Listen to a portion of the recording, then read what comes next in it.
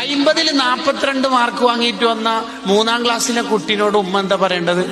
42 ബാക്കി 8 കൂടി കിട്ടിയ എന്റെ ഫാത്തിക്കുട്ടി, അങ്ങനെ പറയണ്ട്.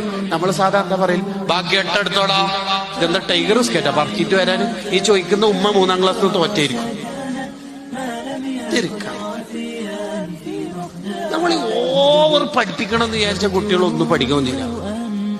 UKG പഠിക്കുന്ന കുട്ടീനെ കൈ പിടിച്ചിട്ട് മഹലറത്തുൽ ബദരിയക്കാറ്റ് പോകുമ്പോ കുട്ടി പറഞ്ഞു, ഉപ്പ മോൺ എന്ന് പറഞ്ഞു. മോൺ, ചന്ദ്രൻ.